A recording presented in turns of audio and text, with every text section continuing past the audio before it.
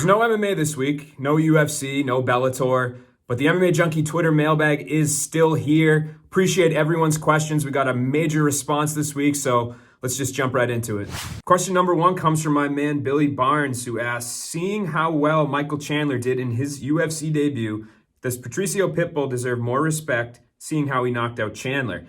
I think Patricio Pitbull is one of the most underrated fighters in MMA. I mean, the guy gets no respect, and a lot of it has to do with the promotion, obviously. I think Bellator has always been somewhat disrespected. They have good talent, especially at the top of those divisions, as we saw with Michael Chandler making the jump over to the UFC and knocking out Dan Hooker in the fashion that he did. But for whatever reason, they're still kind of viewed as second-class citizens, and I think that's wrong. I mean, look at Patricio's body of work. It's not an accident that he would stay at the top of the featherweight division in Bellator, knocking fools out for years and years. He's got a ton of records in Bellator. Divisional records are pretty much on a lock. I think he's got the most wins in the promotion overall, regardless of division.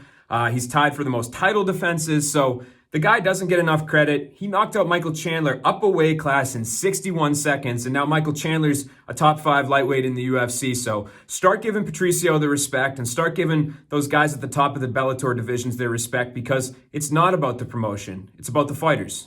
Question 2 comes from Jack Jacobs. Based on Chandler's dominant win, does he in fact deserve a shot at the vacant title against Dustin now, or does he need one more win? Does he need one more win? I think the UFC, that's the fight they obviously want to make. Dustin versus Chandler. Dana White said it himself at the UFC 257 press conference. Would that be the fight that I would make if I was in charge? No. As much as I respect Michael Chandler for all he's done in Bellator, there's something to be said about winning consecutive fights in a promotion. And Charles Oliveira is the guy that's done that. I mean, if Charles Oliveira didn't exist, I would understand Michael Chandler getting that shot. But to have a guy on an 8-fight winning streak with wins over Tony Ferguson, Kevin Lee, and 6 other people in succession, peaking probably in the prime of his career, that's the fight to make. Dustin Poirier versus Charles Oliveira. I know Poirier said he's interested in that fight.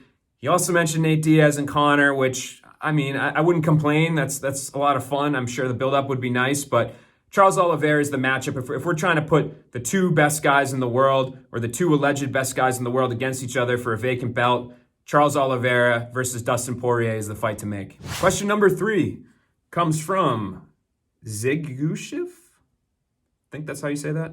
Anyways, do you think the special treatment given by UFC to Conor, like handpicked fights, immediate title shots, etc., is detrimental to him? He hasn't tested the waters at lightweight. If he had to work his way up to the top, like Khabib, Dustin, Gaethje, Tony, Charles Oliveira, he may have never reached the top. I think some of what you say there is accurate. I can't say that he hasn't tested the waters. I mean, he fought Khabib. He fought Eddie Alvarez when Eddie was the champion. You know, he fought Dustin Poirier this time around. So he's certainly been tested. I mean, 2 out of those 3 fights he lost. So, but I get your point. On the come up, he didn't have the same come up as everyone else. He was given opportunities that nobody else has been given or was given. So it's hard to gauge him, but to be honest with you, you kind of laid it out. Those matchups would have all been tough, and chances are he would have lost one. So I don't think it's been detrimental to his success. I mean, the guy got thrown into a title fight and won and became the first simultaneous double champ in UFC history. So if anything, it's helped his success. In terms of his fighter development, his motivation, his maintenance, his maintaining his fighter, his motivation, sure, I think you can make that argument. I mean, I think Conor kind of got complacent. I think Dana White's touched on this before.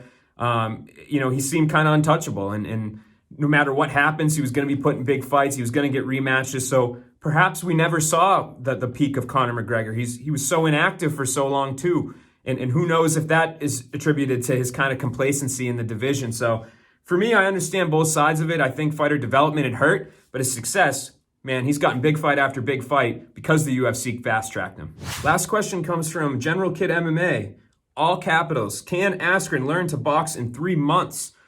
No, I don't think anybody can learn to box in 3 months, but you'd like to think that Ben Askren has somewhat of a foundation in his boxing game. We're comparing apples and oranges here. I understand Ben has those highlight reels, if you want to call them that, maybe low light reels of him throwing weird punches and having bad form, coming in with his head down and just winging. At the same time, he's been able to hold his own against some really good boxers in MMA and stand in there. And he's only been hurt a handful of times in his career. So I'd like to think that defensively, he at least is sound on the feet. And I'd also like to think he has some boxing. And it's really hard to compare him and Jake Paul, what they do, because obviously there's different sports there, but there's different levels too. I mean, Ben made a good point in his ESPN interview this week. Jake Paul's not fought anybody that's ever been really in a fight before. So sure, he's looked great. He punches hard. He's probably further along than I think most people would expect him to be, regardless of what scale you're judging him on. But compared to what Ben's done against guys that are pros, against guys that have really good boxing, it's a different story. So I'd like to think that Ben has a foundation. Now, neither one of these guys, I think, is going to learn so much in the next 3 months that it's going to make a huge difference. Maybe Paul, just because he hasn't had much experience, but Ben, I think Ben's done this long enough where, sure, he can make some tweaks that are specific towards boxing opposed to MMA. But overall, I think that what is in his arsenal is there. And I think we're just going to have to find out what that is come fight night.